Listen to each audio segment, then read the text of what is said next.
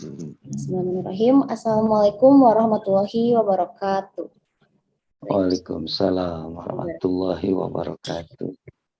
Alhamdulillahirabbil alamin wassalatu wassalamu ala asyrofil anbiya'i wal mursalin wa ala alihi wa sahbihi ajmain amma ba'du. Marilah kita panjatkan puji dan syukur kehadirat Allah Subhanahu wa taala atas nikmat rahmatnya sehingga kita bisa berkumpul pada kajian rutin Sabtu pagi ini. Dan tak lupa juga sholawat dan salam semoga Allah selalu limpahkan kepada junjungan Nabi besar Muhammad Sallallahu Alaihi Wasallam. Yang terhormat kepada Bapak Ustadz Muhammad Yani dan kepada Bapak Ustadz Sunardi yang sudah bergabung pada hari ini, dan yang kami hormati juga tentunya kepada Bapak Ibu pengajian Sabtu pagi yang dirahmati oleh Allah Subhanahu wa taala. Sebelumnya mohon izin perkenalan bagi yang belum kenal. Nama saya Nada, yang insya Allah hari ini akan menjadi pembawa acara pada kajian hari ini. Marilah kita buka pengajian pada pagi ini dengan membaca Bismillahirrahmanirrahim. Bismillahirrahmanirrahim. Baik, untuk acara yang pertama yaitu langsung memasuki acara inti, yaitu ada tausiah yang akan disampaikan oleh Ustadz Muhammad Yani. Kepada Bapak Ustadz untuk waktu dan tempatnya kami persilakan. Baik, terima kasih atas. Assalamualaikum warahmatullahi wabarakatuh. Assalamualaikum warahmatullahi wabarakatuh. Warahmatullahi wabarakatuh. Alhamdulillahilladzi qad ata'ana ni'matan mutanawwi'ah. Asyhadu an la ilaha illallah wahdahu la syarikalah al-maliku wahdah wa asyhadu anna Muhammadan abduhu wa rasuluh alladzi la nabiyya ba'dah. Allahumma shalli wa sallim ala sayyidina Muhammadin wa ala alihi wa ashabihi wa man tabi'ahum ila yaumil qiyamah. Amma ba'd. Subhanaka la ilma lana illa ma 'allamtana innaka antal alimul hakim.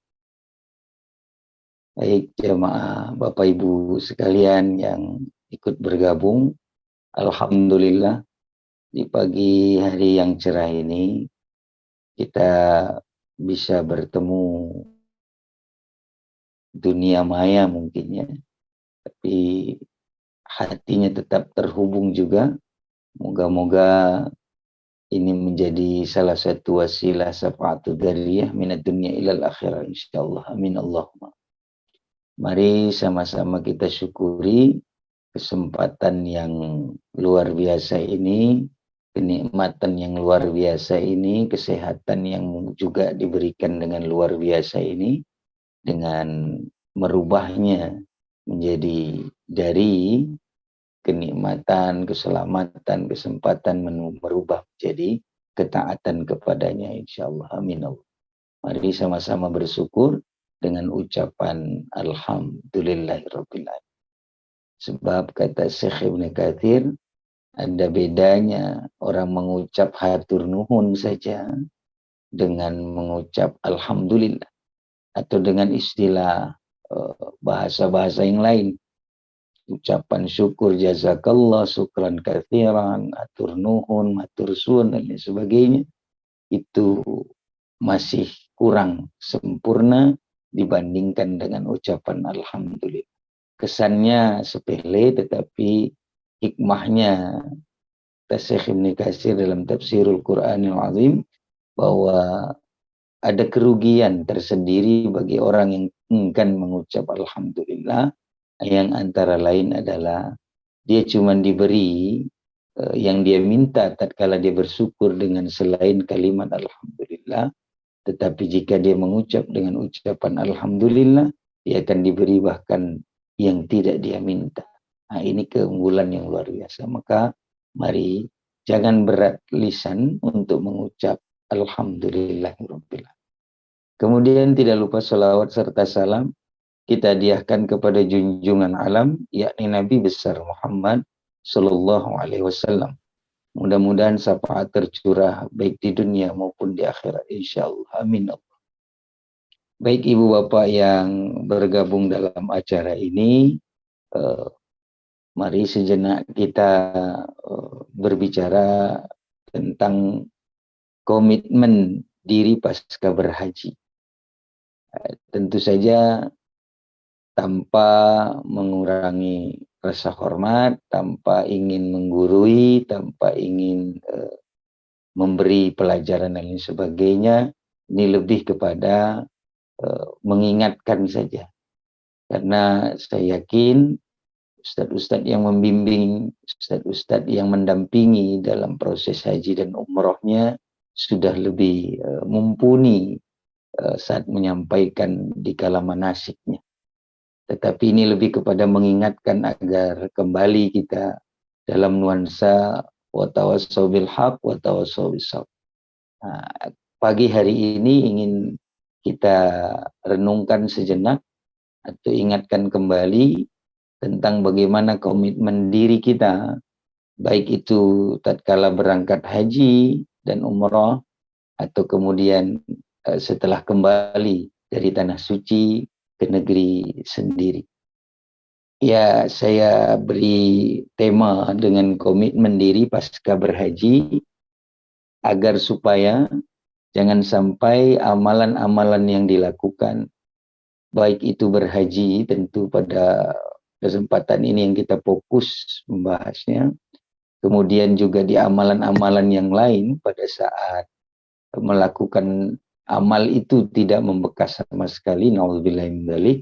Ini yang kita takutkan, sehingga agama tidak menjadi milik, tetapi agama hanya sebatas sentuhan belaka. Nah, ini yang kebanyakan di kalangan kita masih kurang diprioritaskan dalam melakukan amal.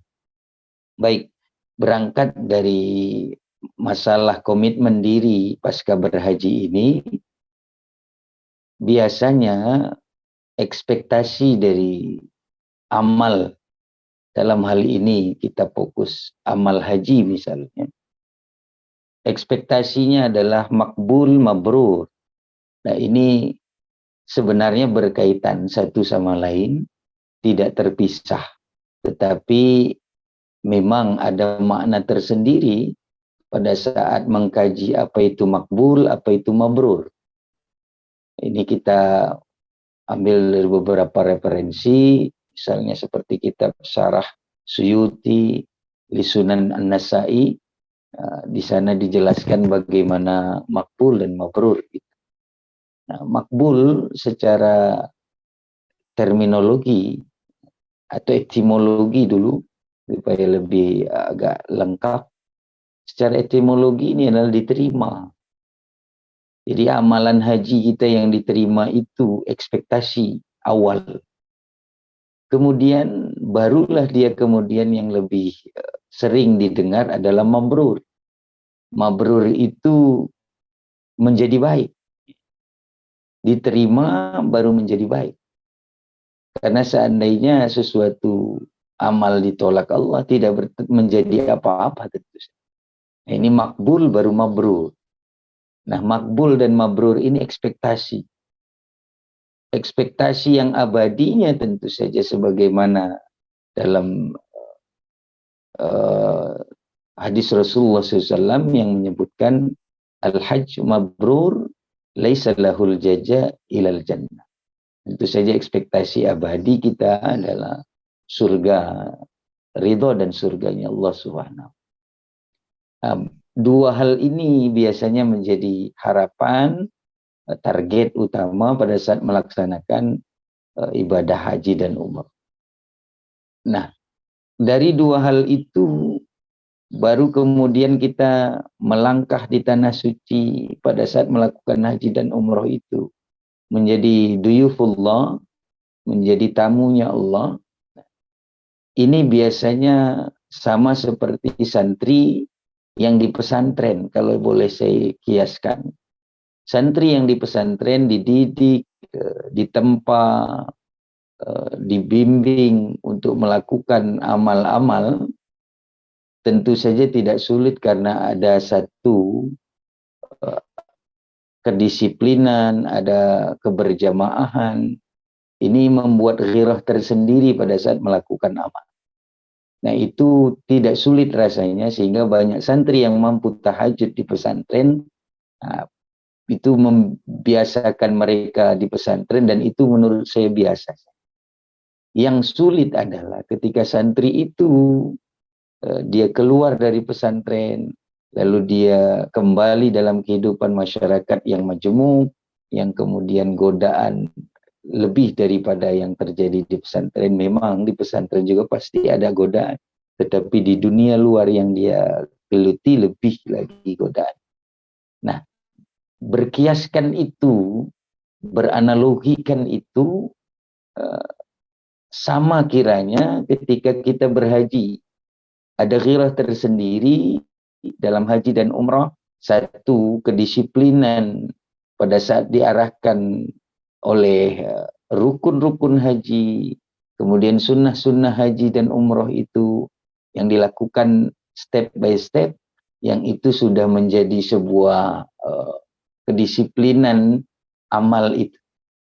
Kemudian ditambah dengan keberjamaahan jutaan orang, ghirah tersendiri terbangun spiritnya. Tetapi persoalannya sama seperti santri yang keluar dari pesantren. Selesai ditempa, tentu saja kembali ke negeri, kembali lagi bermasyarakat, bersosial. Nah, ini yang menjadikan banyak sekali kegagalan dalam amal yang tidak membekas sama sekali. Nah, untuk itu mari sedikit di pagi hari ini kita membahas bagaimana supaya hal yang sudah dimulai dengan baik, yang amal-amal yang sudah dilakukan itu menjadi milik dalam beragama, bukan menjadi sentuhan belaka. Nah, di sini kita ingin bicara beberapa komitmen yang mungkin bisa membantu agar tidak terlepas kemakbulan hajinya, tidak terlepas kemabruran umrohnya. Maka kita harus menanamkan beberapa komitmen dalam diri yang berkaitan dengan ikatan amal ibadah haji dan umroh kita. Yang antara lain adalah dalam surah Al-Baqarah ayat 197. Di sana disebut Al-Hajj al-ashhuru ma'lumah. Haji itu memang bulan yang ditentukan. Kemudian paman faradha fihinna fala rafasa wala fusuqa wala jidal. Jadi ada 3 komitmen awal yang dilakukan pada saat berhaji, yang itu menjadi larangan. Sebagian ulama mengatakan memang khusus rafasa itu merusak haji, tetapi fusuqa wal jidal memang tidak sampai merusak haji. Nah, dari komitmen yang 3 yang diberikan dalam Al-Quran ini tidak berlaku hanya sebatas berhaji dan umrah saja. Memang konteksnya agak berbeda, tetapi maknanya sama. Konteks saat berhaji dia bisa merusak haji, tetapi konteks setelah berhaji, pasca berhaji, itu bisa menjadi merusak mabrurnya. Merusak kebaikan yang ingin didapat dari haji itu sendiri. Apa contohnya? Ketika seseorang tidak melakukan rafas, rafas itu disebut dalam riwayat Ibnu Abbas adalah al-jima. Rafas itu jima, melakukan hubungan seksual ketika berhaji dan umrah. Kemudian fusuqo as-siba, menghina, itu as-siba. Kemudian yang terakhir al-jidal, ini berbantah-bantahan sampai menimbulkan emosional. Ini 3 komitmen yang dibangun dari sejak berhaji sampai pasca berhaji.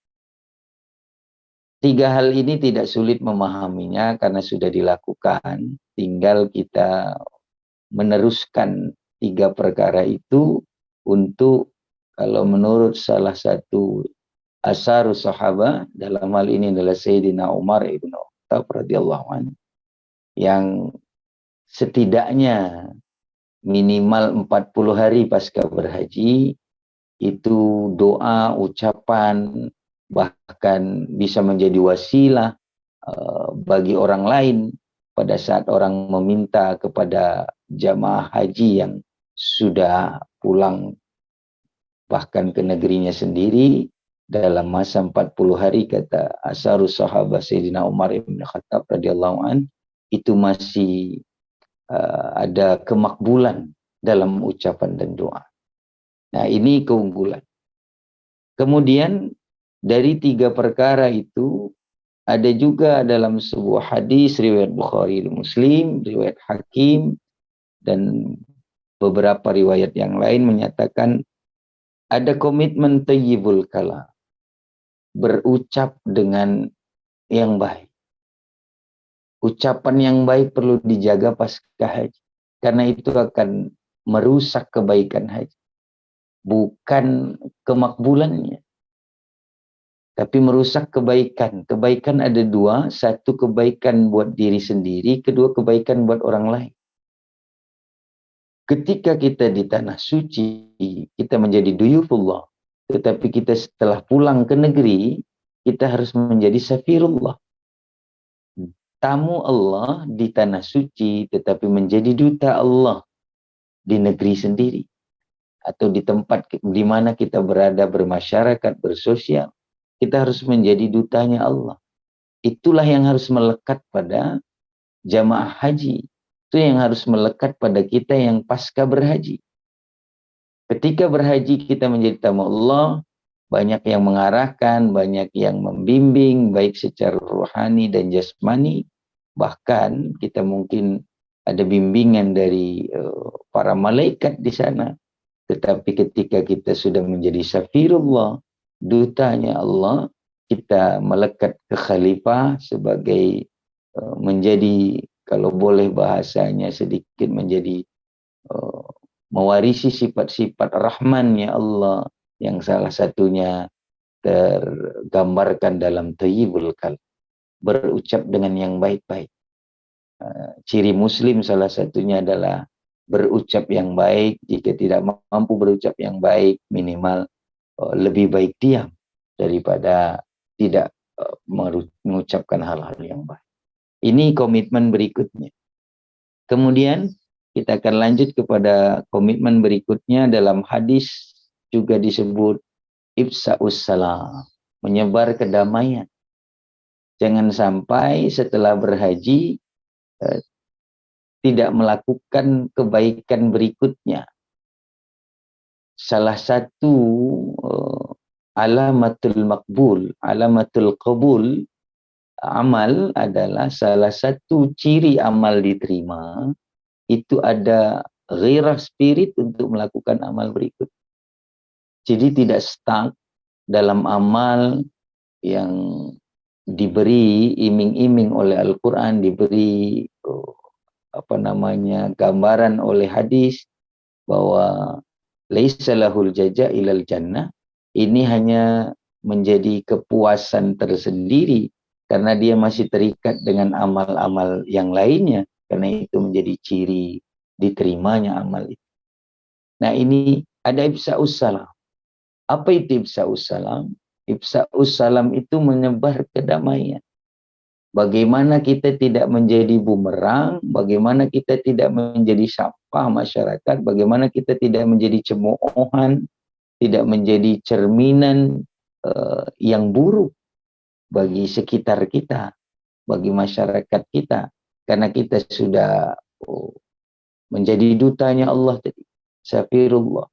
Bukan karena name tag yang bertuliskan haji, hajjah, tetapi itu hanya sebuah budaya, tetapi lebih kepada bagaimana mencerminkan orang yang sudah berhaji, yang sudah menggugurkan dosanya di tanah suci karena amalan yang luar biasa ini, dia kemudian menjadi safirullah tadi, dutanya Allah dalam menjadi contoh dakwah bil hal. Misal, tidak harus dakwah bil qaul, tidak harus dakwah bil qalam, tapi setidaknya menjadi safirullah itu ciri terbaiknya adalah dakwah bil hal. Dia tampakkan bahwa dia memang sudah bertemu dengan Allah dalam arti tanda kutip yang di tanah suci itu, bahwa dia sudah menjadi tamunya Allah, dia sudah sambut Allah. Tentu saja pulang dari bertemu di rumah Allah, bertemu sebagai tamunya Allah, kemudian dia kembali, tentu saja ingin membawa rahmatan bagi sekitarnya. Ini yang komitmen diri pasca berhaji berikut. Selanjutnya, dalam hadis juga disebut komitmen diri sebagai haji makbul, mabrur, itu ada it'amut ta'am, ada memberi makan bagi yang lapar. Ini amalan sebagai komitmen. Kenapa ini dikatakan demikian? Ada korelasi tentang laisa lahul jaza dengan haji, dengan amal yang satu itu. Amalan yang menyatakan tentang pahala surga dengan nyata dan tegas dalam riwayat antara lain it'amut ta'am. Ini bahkan disebut dalam riwayat Amru bin As radhiyallahu an, kemudian dengan riwayat anak beliau Abdullah bin Amru bin As ini radhiyallahu anhuma, ini juga disebutkan bahwa orang yang dirindukan surga salah satunya adalah mut'imul ji'an atau it'amut ta'am. Ini amalan yang luar biasa. Laisa lahu ilal jaza, laisa lahul jaza ilal jannah, dan dirindukan oleh surga. Nah, ini komitmen yang harus dibangun untuk melanjutkan amalan-amalan yang memang tidak ada pahala selain surga, memang tidak ada ganjaran selain surga. Itulah komitmen yang berlanjut dari haji itu. Nah, semoga kita memahami kalimat yang satu ini, karena kalau boleh ditarik kepada yang lebih luas, sebenarnya beberapa kali kita disinggung, beberapa kali kita diberitahu oleh Al-Quran bahwa sesungguhnya syarat masuk surga itu sangatlah tipis atau sangatlah mudah, karena rata-rata yang memasukkan seseorang ke dalam neraka, na'udzubillah min dzalik, bukan karena amalan mahdhahnya, tetapi lebih kepada amalan ghair mahdah. Salah satu contohnya, masalakakum bis saqar, ketika ahli neraka ditanya oleh ahli surga, ketika melihatnya, hai fulan bin fulan, kenapa kau masuk neraka? Di antara jawaban ahli neraka itu, dia menjawab, lam naku minal musallin, wa lam naku mut'imul miskin. Nah, kita lupa bahwa agama ini tidak hanya untuk diri sendiri, tetapi lebih kepada khairun nas anfa'uhum linnas. Kita bermanfaat dengan orang lain. Haji bukan untuk sendiri, tapi haji itu juga untuk orang lain. Umroh tidak untuk diri sendiri, tapi umroh itu juga harus menjadi bermanfaat bagi orang lain. Dan kemanfaatannya itu tentu saja bukan berangkat barengnya, tentu saja bukan harus memberikan ongkos haji dan umroh bagi selainnya, tapi lebih kepada menebar yang namanya rahmatan lil alamin tadi, dalam bentuk salah satu amalnya adalah it'amut ta'am. Kemudian komitmen selanjutnya untuk membentengi kemakbulan dan kemabruran haji dan umrah kita tadi, ada yang dalam hadis disebut la ya'awid ma'asi, tidak disertai dengan kemaksiatan. Ini tentu saja menjadi sia-sia, batil ketika ada amalan yang dilakukan dengan diiringi kemaksiatan. Itulah maksud fusuqa dalam Al-Quran tadi, itulah maksud daripada fasik, yang salah satunya adalah diiringi dengan kemaksiatan. Kemaksiatan ini bentuknya luas, tetapi dalam konteks berhaji, mungkin umroh, mungkin boleh ditarik beberapa kefasikan yang tidak boleh melekat dalam seorang yang sudah berhaji. Antara lain adalah melakukan kebohongan-kebohongan, melakukan dosa-dosa kecil, yang kalau dalam berhaji ada beberapa larangan dosa kecil, seperti tidak boleh membunuh hewan-hewan dan sebagainya. Tetapi kalau dalam konteks dosa kecil yang keseharian kita, mungkin lebih kepada adab. Adab seperti adab toharohnya, adab istinjaknya, adab bagaimana tutur katanya tadi. Kemudian adab ketika melakukan janji, melakukan ucapan, melakukan sebuah komitmen yang diingkari, yang kalau dilanjut adab ini dilanggar misalnya, dia bisa menjadi pemutus ciri kemuslimannya, ciri keislamannya, yang dalam hadis disebut al-muslimun ala surutihim. Ciri muslim itu tidak ingkar janji, tidak menyalahi kesepakatan, tidak mengingkari persetujuan.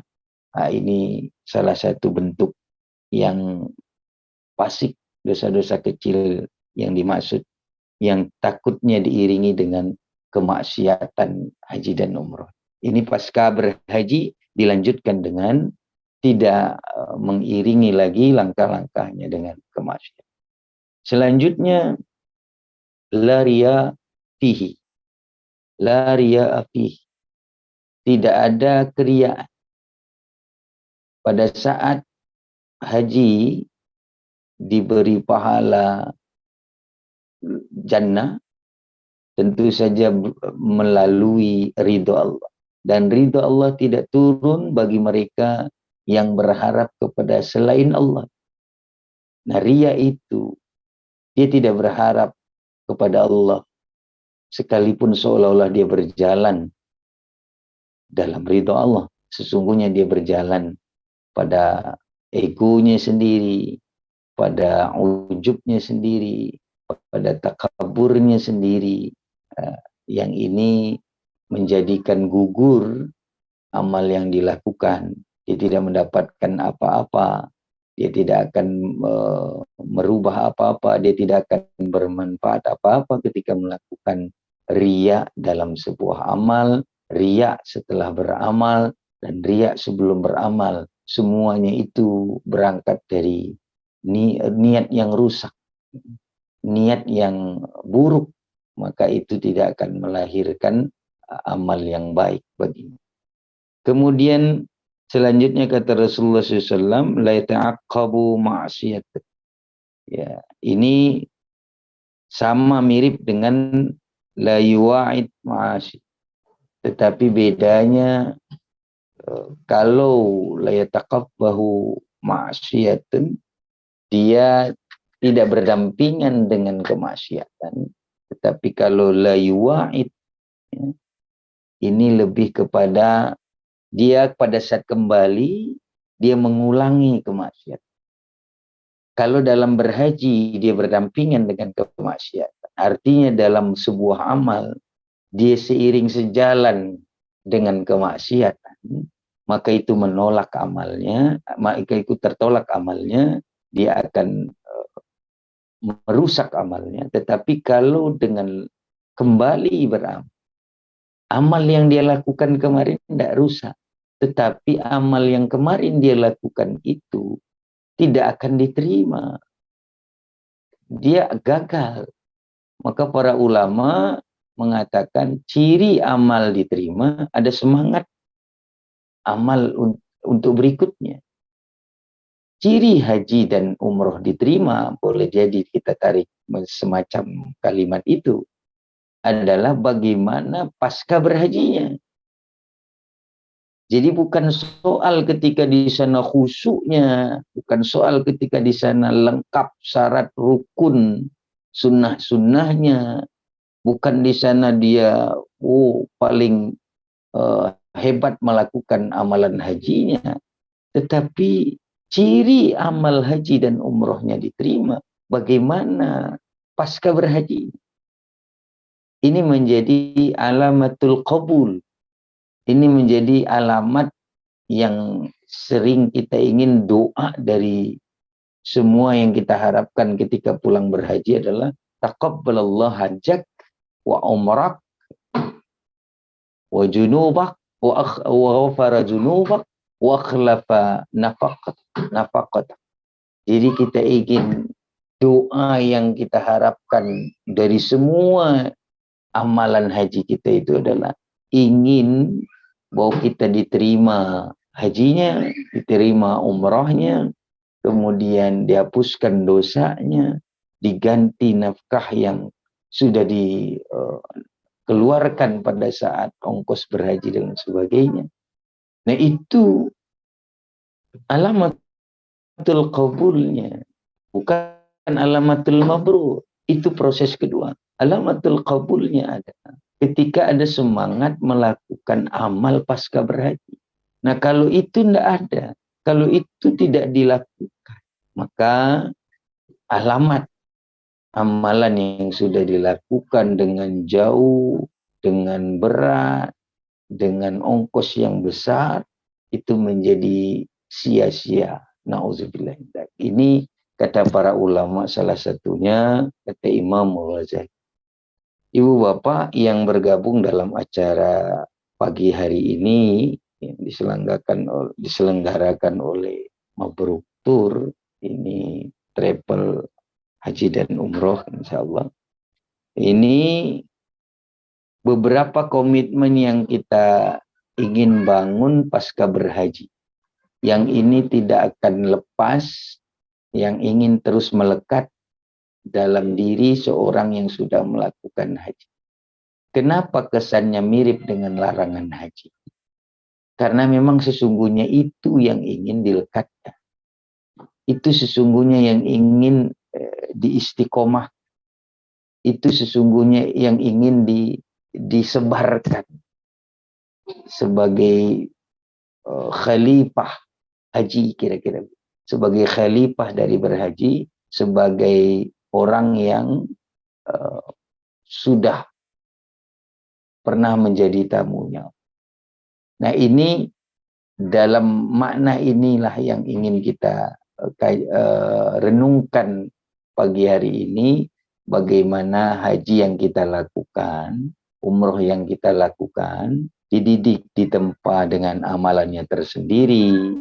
Di sana kita melakukan tawaf, sa'i, di sana kita melakukan wukuf, di sana kita melakukan pelempar jumroh dan lain sebagainya. Itu komitmennya tidak hanya dilakukan saat berhaji saja, tapi dia dilakukan setelah pasca berhaji.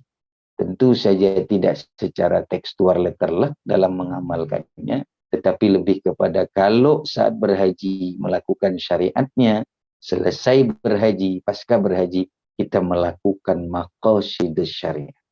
Kita melakukan makna tujuan dari diajarkan syariatnya ketika berhaji.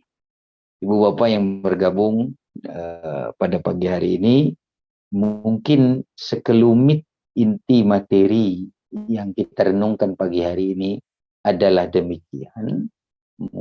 Tetapi ingin saya beri sedikit gambaran kesimpulan, tetapi bukan menyimpulkan, karena kita tidak ingin memuaskan, kita hanya ingin memancing ghirah untuk terus menuntut ilmunya, untuk terus mencari kebenaran yang hakikinya, mendekati kesempurnaannya.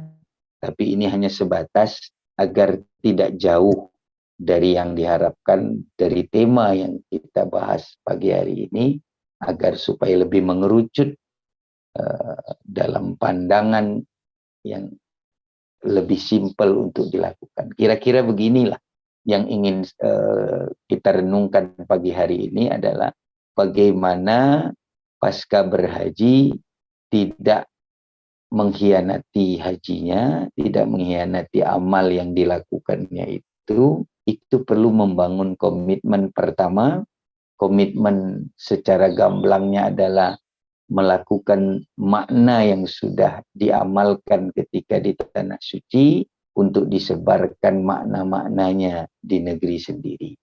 Yang kedua, bagaimana melanjutkan amalan estafetnya setelah berhaji itu berkorelasi dengan pahala-pahala yang seimbang, kira-kira setimpal, yang kira-kira selevel dengan pahala yang diberikan bagi mereka yang hajinya mabrur, bagi mereka yang hajinya makbul.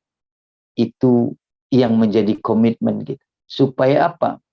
Jangan sampai kita sudah berada di level haji makbul, haji mabrur, tapi kita tidak mampu kembali untuk melakukan atau istiqomah untuk mengejar amalan-amalan yang level pahalanya kira-kira selevel.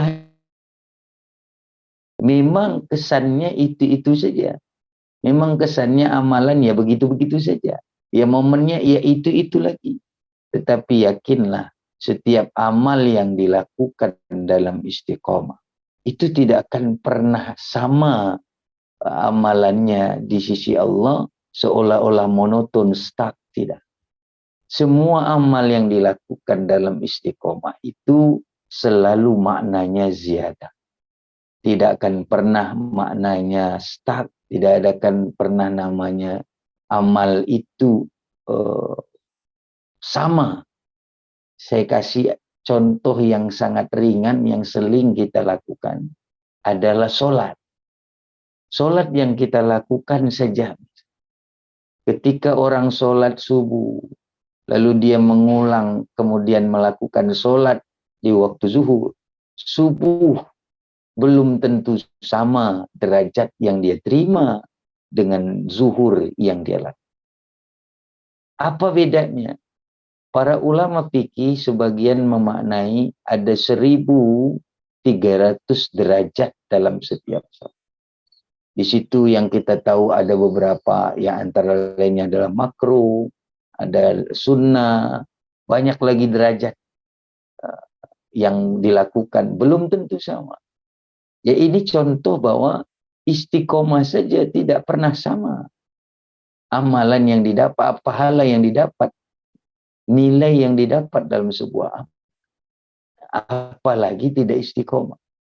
Nah ini yang ingin kita rangsang diri kita, kita gugah diri kita untuk melakukan amal yang sesuai atau selevel kembali, yang kalau sudah sampai berhaji dan umroh melakukan amalan yang luar biasa ini, harusnya tidak sulit lagi untuk melanjutkan amalan-amalan yang selevel haji dan umroh itu. Tentu saja dalam konteks kemampuan masing-masing. Tetapi dalam konteks mampu atau tidak mampu ini ingin kita garis bawahi antara lain adalah kemampuan itu.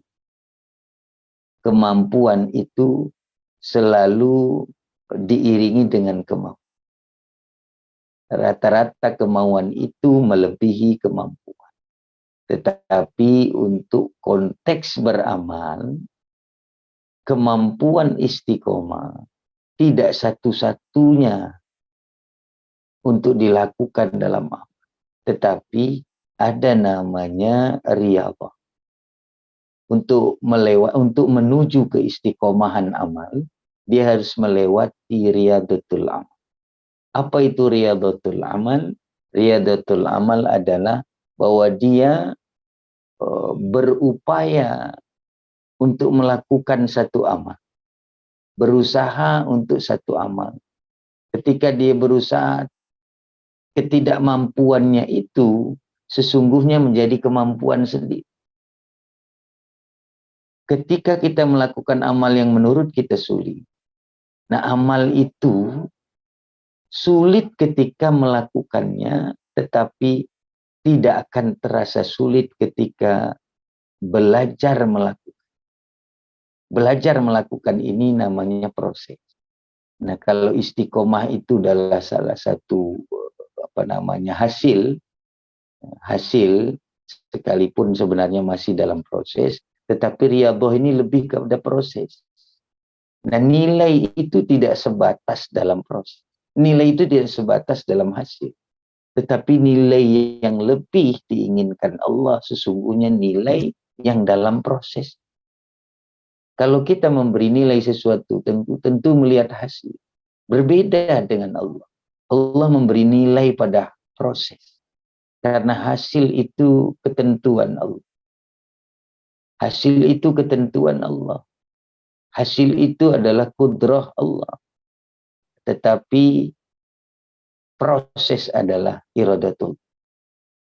Hasil itu adalah ketentuan sunnatullah, tetapi proses itu adalah iradatullah, keinginan Allah. Jadi keinginan Allah yang mungkin diberikan kepada keinginan kita, yang kemudian seiring sejalan baru kemudian diberi dengan hidayah dan taufiknya melakukan satu amal yang insya Allah diridhoi oleh Allah Subhanahu wa Ta'ala.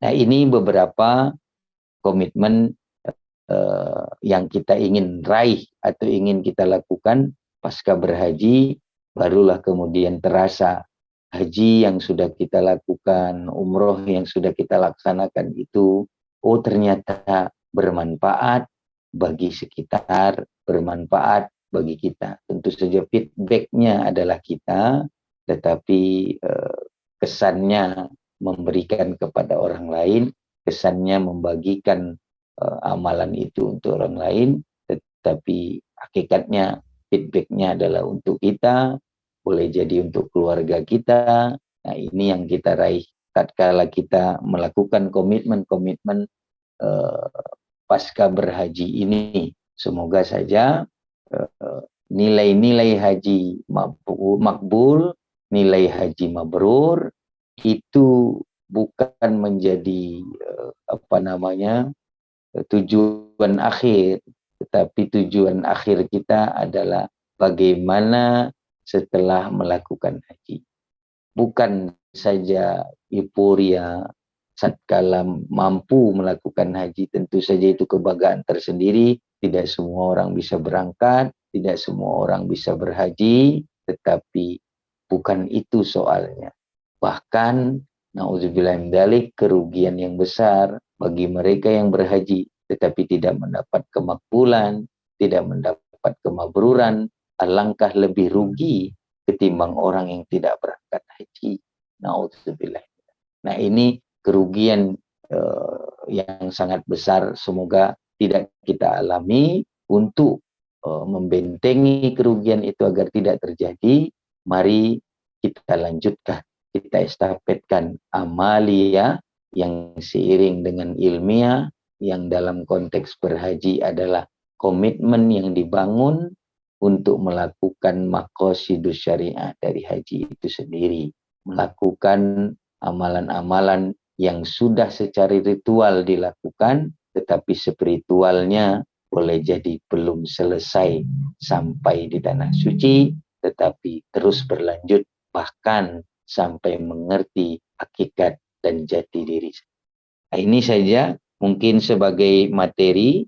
Kalau mungkin ada sesi tanya jawab dalam kesempatan kali ini, saya mungkin serahkan kepada moderatornya atau pemandu acara ini, karena saya belum pernah mengikuti ini, baru sekali ini. Mungkin ada cara-cara yang kurang atau metode-metode yang kurang pas yang saya lakukan mungkin, atau ada yang lain dalam kesempatan kali ini. Mangga saya cukupkan dulu sebagai materi. Jika memang tidak ada sesi tanya jawab, baru saya akan tutup dengan salam atau bagaimana? Saya serahkan kepada moderator kembali. Sementara begitu. Ya. Terima kasih Bapak Ustadz atas Ya. yang telah diberikannya. Ini semoga kita menambah keimanan dan ketakwaan kepada Allah Subhanahu wa taala. Ada sesi pertanyaan Pak Ustadz. Ya. Kita mulai sesi pertanyaannya. Bagi Bapak Ibu yang sudah memiliki pertanyaan, boleh untuk dibuka mikrofonnya atau bisa melalui kolom chat. Baik, Ibu Aam Amelia boleh untuk disampaikan pertanyaannya. Baik, Bismillahirrahmanirrahim. Assalamualaikum warahmatullahi wabarakatuh. Waalaikumsalam warahmatullahi wabarakatuh. Tentu ibadah haji merupakan impian, apalagi bagi kita yang belum gitu ya, impian besar yang tentu ingin kita raih secepat mungkin gitu. Nah, saya ingin kemarin itu banyak sekali ya di TikTok maupun di Instagram, di YouTube bahwa rangkaian ibadah haji kemarin merupakan ibadah haji yang paling berat gitu ya. Salah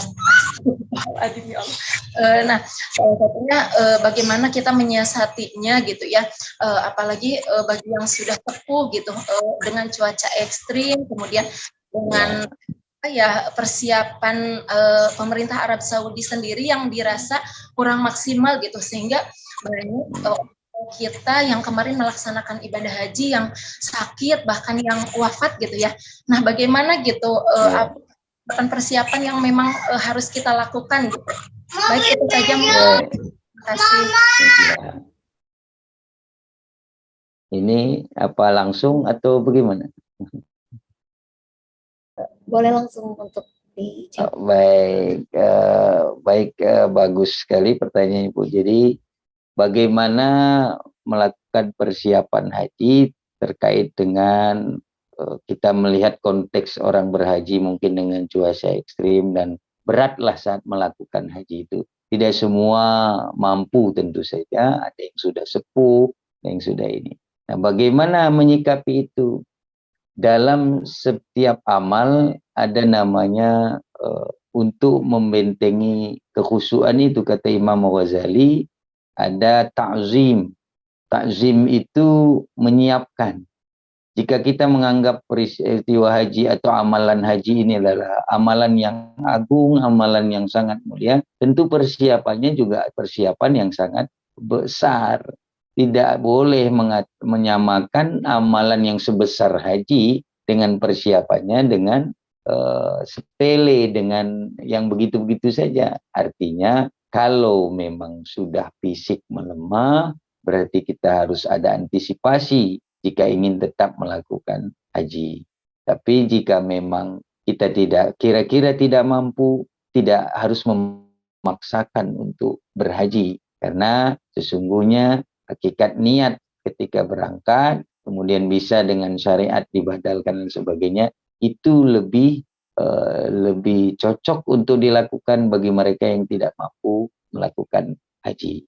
Kemudian bagaimana prinsip ini yang sering membayang-bayangi orang yang selama ini di masyarakat awam kita. Tapi kalau saya jawab ini jangan dikaitkan mirip Al-Zaitun nanti ya. Soalnya mirip Panji Gumilang nih bahasanya. Memang tidak benar orang berharap untuk wafat di tanah suci. Tidak betul. Haji itu bukan untuk cari mati.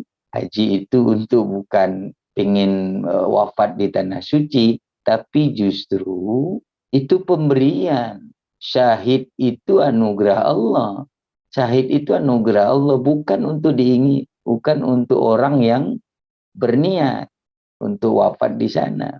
Nah, jadi bukan mirip, tapi jauhlah dari makna yang dimaksud mungkin oleh Panji Gumilang, karena kita tahu itu bikin heboh. Nah, yang ingin kita maksudkan adalah ketika ingin melakukan haji tetapi ujiannya berat. Biasanya untuk meringankan itu kita cuma modal niat. Nah, ini saja tidak cukup. Contoh, lebih saya luaskan lagi pertanyaan Ibu barusan. Contohnya ada orang berhaji tapi dikala dia konteksnya lagi, mohon maaf, sedang halangan.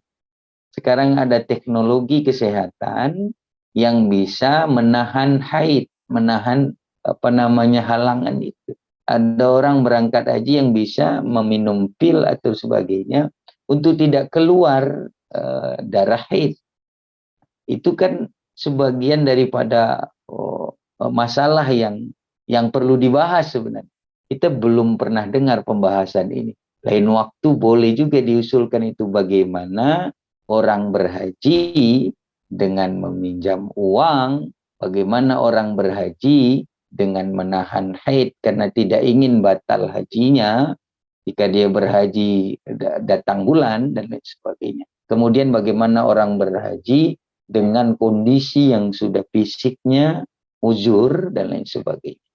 Ini semua sebenarnya hal-hal yang tidak perlu dilakukan. Karena kalau dia melakukannya tetap, tujuan amal itu haruslah membuahkan hasil. Ketika amalnya dilakukan dengan keterpaksaan, mungkin hati tidak terpaksa, tapi fisiknya terasa berat dan terpaksa, saya yakin itu tidak akan menikmati amal, justru akan lebih kepada kalau boleh saya pakai bahasa yang mirip-mirip psikolog adalah ambisius tendensius. Ambisinya yang memberatkan dirinya. Sesungguhnya ambisi itu tidak pernah memberatkan diri kalau dia seiring sejalan dengan kemampuan, kemauan dan kemampuan. Tentu saja kita landasannya adalah Al-Quran. Apa kata Allah? Man jahada fina lanahdiyana subula. Siapa yang bersungguh-sungguh, sungguh-sungguh bukan hanya sebatas kemauan, sungguh-sungguh juga diselaraskan dengan kemampuan, semoga itu menjadi wasilah diringankannya jalan menuju ibadah, terutama ibadah haji, insyaallah. Begitu mungkin, Allah SWT. Baik Bapak Ustadz, ada pertanyaan kedua dari Ibu Heni, izin membacakan. Assalamualaikum. Amalan-amalan apa yang bisa kita lakukan untuk bisa menjadi tamu Allah secepatnya? Selain kita berikhtiar untuk daftar haji lebih awal, dan bagaimana pendapat Pak Ustadz dengan perilaku ibu-ibu pasca haji yang berperilaku memamerkan perhiasan dan menggunakan pakaian yang mirip mau ke pesta? Apa ibroh dari peristiwa ini supaya kita bisa perbaiki perilaku kita? Terima kasih Pak Ustadz. Baik, mohon maaf, yang pertama tadi apa? Amalan-amalan yang bisa kita lakukan untuk bisa menjadi tamu Allah. Oh, amalan-amalan apa yang bisa untuk menjadi tamu Allah? Ini yang pertama. Yang kedua, bagaimana menghindari atau merubah sikap pamer ya setelah berhaji. Amalan-amalan yang dilakukan agar bisa menjadi tamu Allah, tentu saja ini amalannya banyak ya. Berdoa dengan wirid-wirid, ada antara lain misalnya yang setara dengan pahala haji dan umroh yang disebut dengan sholat isyraq atau waktu syuruk. Kemudian ada juga yang menyatakan amalan membaca surah Yasin. Itu saja dalam setiap amalan ada khilafiyahnya, karena amalan ini sesungguhnya amalan yang dilakukan oleh pengalaman spiritual ulama. Kalau amalan dari Rasulullah SAW, amalan agar bisa menjadi tamu Allah hanya satu, bersihkan niat, sucikan diri, karena kita ingin berangkat ke tanah suci, bukan perkara panggilan hati, tetapi dia panggilan ilah. Kalau boleh saya ambil dari beberapa amalan atau penjelasan dari guru saya dulu ketika di Pulau Jawa, di Jawa Timur, antara lain di Jombang, Jawa Timur. Misalnya ada 3 panggilan ya, bagi orang yang berhaji. 1 panggilan Allah Subhanahu wa Ta'ala yang dalam hal ini tergambarkan dalam panggilan Nabi Ibrahim. Yang kedua ada panggilan malaikat. Ini memang hanya penjelasan dari guru ya. Panggilan malaikat. Yang ketiga panggilan iblis lanatullah. Nauzubillah. Nah, ketika orang berhaji tidak serta-merta dia menjadi panggilan ilahi.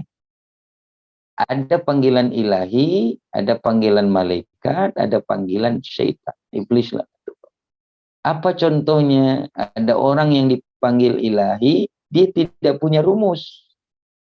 Karena rumus ilahi itu mutlak, qudrah iradah. Maka tidak berlaku rumus bahwa kita nabung saja itu sudah pasti tidak. Bahwa kita punya harta sudah pasti tidak. Bahwa kita punya fisik yang kuat sudah pasti berangkat juga tidak. Karena menjadi tamu Allah ya hak prerogatif Allah. Ada dua kira-kira begitu dalam pemahaman tamunya Allah. Satu, yang Allah rindukan, yang Allah sayangi. Yang kedua, yang Allah benci. Bisa jadi tamunya yang dibenci atau yang diharapkan. Nah, maka berkaitan dengan dibenci atau tidak diharapkan, ada panggilan yang ketiga tadi. Panggilan kedua, panggilan malaikat. Ini kata guru saya adalah, ini panggilannya malaikat Israel alaihissalam yang memang meninggal di tanah suci. Ya. Kemudian yang ketiga ada panggilan iblis lanatullah. Ini yang mohon maaf kalau ada yang nanti melakukannya, jangan tersinggung mudah-mudahan. Ada orang haji tapi sibuk selfie misalnya. Ada orang haji tapi sibuk belanja. Ada orang haji di sana tapi lebih sering di hotel ketimbang di masjid dan sebagainya. Itu menjadi panggilan syaitan, panggilan iblis lanatullah. Nah, amalan yang paling baik adalah karena ini tamunya Allah, pilihan Allah, maka jadilah spesial di mata Allah. Bagaimana untuk menjadi spesial di mata Allah? Mendekat kepada Allah, lebih dekat lagi, lebih beramal lagi. Jangan jadikan rumus yang pasti tentang materi dan lain sebagainya itu. Tapi rumus yang pasti adalah qudrah iradah Allah. Siapa yang dipilih Allah, maka amalannya adalah meminta kepada Allah. Dan minta pun ada caranya. Meminta bukan sesekali, tetapi mintanya dengan sering, itu akan menjadi pilihan Allah. Itu akan menjadi prioritas Allah untuk memanggil kita insya Allah. Karena tidak jarang orang mengalami kemampuan itu nihil, tetapi ternyata justru dia yang dipanggil Allah untuk mampu atau bisa bertamu ke rumahnya Allah. Nah, ini mungkin sekelumit amalan-amalan kecil atau besar boleh dijadikan, tetapi itu terasa dan itu bukan rahasia lagi. Udah umum orang mengerti bahwa bagaimana tamunya Allah itu bukan perkara mampu secara materi, tetapi mampu secara batin, mampu secara kolbunya. Nah, itu yang diharapkan. Adapun orang yang berangkat tadi, walaupun dia katakanlah kita tidak menyakiti siapapun, kita ingin menyebutnya secara umum. Ada orang berangkat haji pulang joget-joget deh. Ada orang berangkat haji tapi main sinetron, tapi main film, tapi main ini, ya kembali kepada itu tadi mu'awid ma'ashi. Dia kembali mengulangi kemaksiatan. Bukan itu panggilan ilahi. Itu hanya seremoni, ya. Bukan yang hakiki. Mungkin itu untuk jawabannya. Baik, terima kasih kepada Bapak Ustadz atas jawaban dari pertanyaan-pertanyaannya, dan alhamdulillah kita sudah ada di penghujung acara. Untuk menyempurnakan kajian pada hari ini akan ada sesi doa Pak Ustadz yang insya Allah juga akan dibacakan langsung oleh Bapak Ustadz Muhammad Yani. Untuk waktu dan tempatnya kami persilahkan. Baik, mari kita tundukkan hati, kalbu kita sejenak, karena jangan sampai yang tadi di akhir kalimat saya mengatakan ada orang membual dalam haji dengan seremoni belaka.